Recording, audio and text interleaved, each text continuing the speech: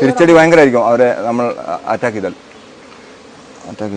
തിരിച്ചടി ഭയങ്കരമായിരിക്കും. അവർക്ക് മനസ്സിലാവും നമ്മൾ അവർക്ക് കൊന്നു കൊടുക്കാൻ വന്നാണ്. ഇത് മൃദു സമീപനം കൊണ്ട് മാത്രമാണ് 1 2 നിൽക്കുന്നത്.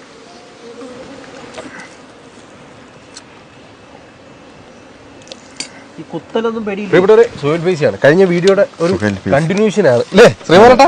ഞങ്ങൾ രണ്ടുപേരുടെ ഇതിനെ മേളിൽ കയറുന്ന ഒരു വീഡിയോ ആണ് എൻ്റെ 6 വർഷം പഴക്കമുള്ള തേനീച്ചക്കൂട്.